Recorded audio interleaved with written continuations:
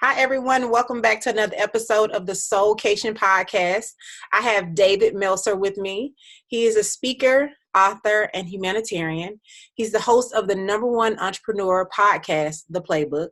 He's the author of the #1 release book, Game Time Decision Making. He was named Sports Humanitarian of the Year by Variety. You might have read in one of his articles in Forbes or Bloomberg, or you might have seen him on ESPN or NBC. But he prefers to be known as the CEO who goes around helping people. Welcome to the Soulkation Podcast, David. I had to get on the Soul Kitchen podcast. I went to law school in New Orleans and fell in love with just the Soul Kitchen. So this is, spiritually, this is where I belong. And I believe, internally that we have to discuss what our soul is talking about, not just the conscious and subconscious mind. That's so true. Everything is stored there. Absolutely. So take the audience back to David before everyone knew who you were. Yeah, I grew up in Akron, Ohio, single mom, 5 kids. And I tell people I was on a quest to make money. I had one simple why in my life, and it was to buy my mom a house and a car. We had 5 boys and a girl, single mom, worked 2 jobs just so we could eat. She actually packed our dinners so we could go into a country squire station wagon after she taught school so she could fill up turnstiles at 7-Elevens and convenience stores. Older siblings teaching the younger siblings, but I wasn't interested in academics. I was interested in making money. The only time I was happy, I tell people all the time, I may have been broke growing up, but I was super happy kid. My mom was an extraordinary mom, drove us to be educated, drove us to be successful, utilizing guilt, but that was her weapon of choice. Loved to guilt her children into success. But I was money motivated, money focused. I actually, when I went to law school, I focused and went to the law school that I wanted to go to because I actually did research on what the highest paid job was out of law school, which was oil and gas litigation. And that went to the top law school, Tulane University in New Orleans, where my original Soul Kitchen experience happened. And I literally fell in love with the school, with New Orleans. When I graduated, though, I ended up getting 2 job offers, not only litigating as an oil and gas lawyer, but more importantly, a job offer in the internet, selling legal research online. And I asked my mom, what job I should take. I just wanted to buy her a house and a car. And without blinking, she said I should be a lawyer. Told me the internet was going to be a fad, and I should definitely, be a courtroom lawyer and make a lot of money that way. I tell people that because I see the biggest mistake that people make is they put faith in what other people want for them. And no matter how much someone loves you, no matter how much someone cares about you, you can't put faith in what you don't want, because we end up getting what we don't want. Regardless of if someone loves you, we end up getting that. And worse, we end up resenting all the people that we put faith into, all the ideas that we resent them. And we don't want to resent the people we're closest to. We want to celebrate them and we want to support them as they do us. So I tell people all the time, faith is a currency just like money. Put your faith, put your currency in what you want and find out what you want, and you're going to get it sooner than later, as long as you enjoy the consistent, persistent pursuit of that. That's really good, David. It's really good. So you have 4 kids. I have 4 children. 3 girls and 1 guy with one guy, yeah. One little guy. So what relationship advice? I'm gonna turn the interview. I was gonna end with the question, but I was like, let me just, switch it up. So what advice did you give your girls versus what you gave your son? I'm still giving the advice, right? Okay. And so the #1 piece of advice I give all of them is show me your friends and I'll show you your future. I think as a parent of 4, we have to make the decisions for our kids to surround themselves with the right ideas and the right people. And you will never get your kids' attention if they're around the wrong people. And so I'll move houses. I love where I live, but if my kids, any one of them are wrong and they're not listening to me, I will move halfway across the country to make sure that I've separated them from something I can't control. But the biggest piece of advice right now that I give my daughters is about radical humility. Putting themselves beyond as a servant. And so I literally really push my daughters to be radically humble. My son's the youngest, so it's not a matter of their differences of sex. It's just age. And he's an old soul. I actually give him different advice. I give him more faith-oriented advice because he's so easy. He's so humble. I actually have to give him more confidence advice that, believe in what you're doing. Don't always put other people first. It's almost exact opposite. The girls are so me, and he's so you. Yeah. I actually give them opposite advice because I think you got to have a balance. You have to know what you want. You have to be confident in what you want. You have to ask for what you want, which is a big piece of advice I give my son. Ask. Don't be timid. But you also have to be humble. And you have to understand that, and I teach them all this, you ask for what you want, be aggressive, believe in what you want, but do it for others, right? Allow everything to come through you. It's not for you, right? And it's definitely not to you. All of them know we are not victims, right? There's no why me in my house. No why me at all. It's try me. We live in a try me house. Go ahead. We want more. Try me. But you got to know that it's not for me either. It's not to me or for me. Everything's coming through you for other people. And your job is to appreciate everything that comes to you and through you. So be thankful for anything you attract, add value to it, and give it away. And so whatever piece those kids are missing, I teach them to allow to live in a world of more than enough of everything for everyone. And everything's going to come through my kids for other people. That's so good. And what does gratitude look like to you? Like incorporating it in your life every day? It's simple. I say thank you before I go to bed. Thank you when I wake up. Thank you and gratitude is a perspective that I live by. It's a mindset. Gratitude is a mindset that provides me a great view of my past. My past is better. My present is even greater than that. And my future is brighter, all through gratitude. So I'll give you an example. Very simple mindset fix through gratitude. I get stopped at a red light when I'm in a hurry. I used to say F you. Now I say thank you. And my whole perspective changes, right? I'm thankful for what reason is slowing me down. I'm looking for, I get to do things. I'm infusing purpose.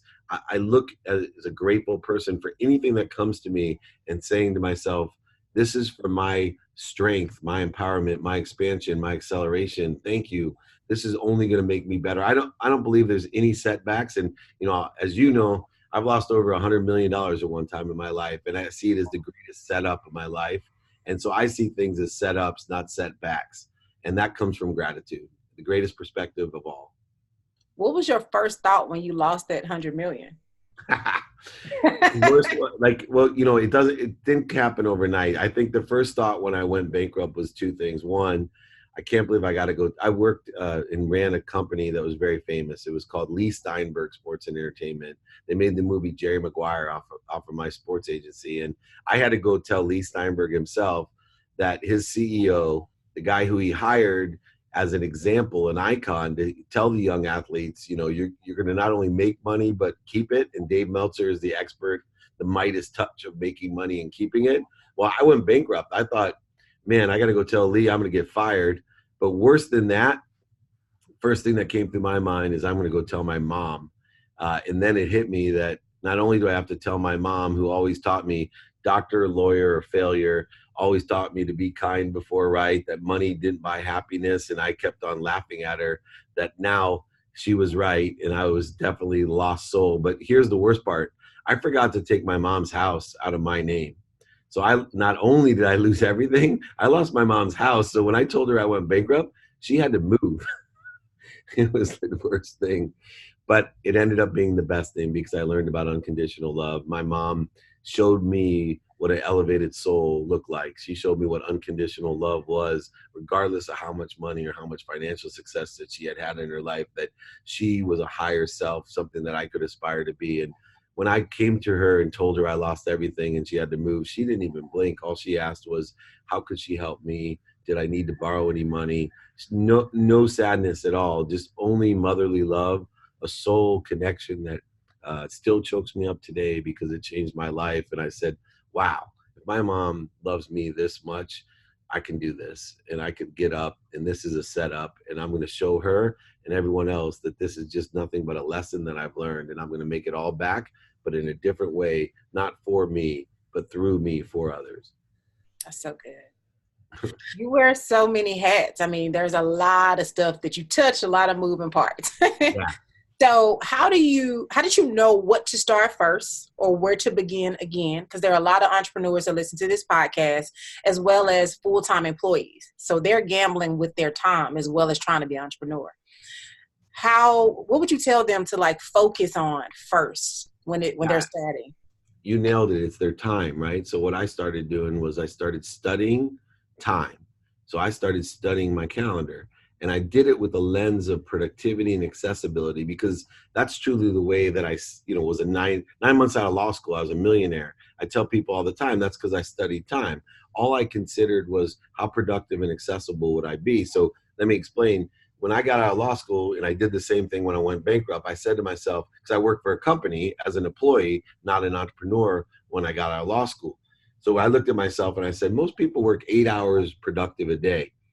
I can work 16 hours productive, right? I'm gonna sacrifice more. I'm gonna work twice as many hours, productive hours, where I'm making money.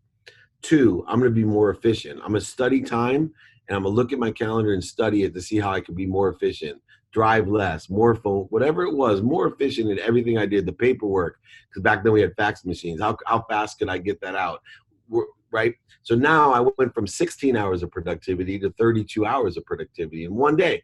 Then I said, how can I be more statistically successful? Well, I knew that the other people were better salespeople than me. They had owned their territories for 20, 30 years. They had great sales experience. I was right out of law school. So my philosophy or strategy was I was going to go, if they were going on 10 appointments, I was going to go on 40 appointments. And that way I could be half the salesman, but close twice as many deals, which would result in allowing me to have 64 hours of productivity a day. 8 days of work every day. That's what I had in productivity. I did it 7 days a week. So every week where everybody else was working 5 days at 8 hours, I was working 56 days of 8 hours. 56 days a week. So in 9 months, people say how successful I was. I tell them all the time, I really wasn't that good. I just worked 10 years, right? I made $100,000 a year for 10 years, which resulted in $1 million in 9 months. So when I went bankrupt, I did the exact same thing. I said, what's the fastest way to revenue? Now, this time around, I didn't have $100,000 in law loans. I had plenty of business experience. I had tons of relationship capital. I had none of that when I graduated law school. So when it came to making it back, so I just studied the productivity and accessibility. I do not mean to brag, but it only took me weeks to get right back on my feet economically, because I knew the direct trajectory of productivity and accessibility. I started working those 56-day weeks again, and it was just a matter of weeks until now I made back what I needed, and it was been accelerating ever since. And plus more. Sounds like it. A lot more happy. I help way more people and have a lot better perspective, living with gratitude, forgiveness, accountability, and inspiration every day, being thankful. The first prayer when I wake up is, may God put at least 10 people in front of me that I can help. And that changes everything from the very first breath I take. That's so good. I hope you all got that. So for those who are starting their business, or they have been running it for a while, but they want to add a charitable component to it, how does that process work? How do you start even, coming up?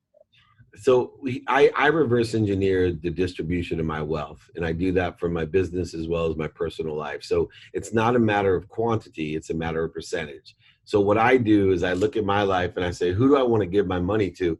I start with my wife, and she's very grateful for that, for me starting with her. So I get the percentage to my wife, then to my 4 kids, then to my mom, then to my closest relatives, then to my business, then to my community, then to my country, and then to the world. Within that, so every dollar that I make is literally distributed in that manner. So, whether I make $100 million or $100, it's still distributed in that way. So if you want to have and be a compassionate capitalist, then just make a commitment, just like we all do a tithing, to what you want to distribute your money to. For me, all my money comes through me for others. So I actually made it, I didn't want any control. That's why my wife is first, because I actually would rather have her have everything and then say, hey, I need money for lunch, have her give it back to me.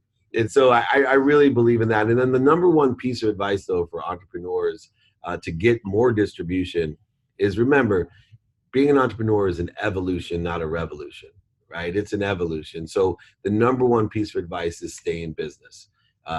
Staying in business is the heartbeat of a business. Your heart stops, you're gone. Your body stops.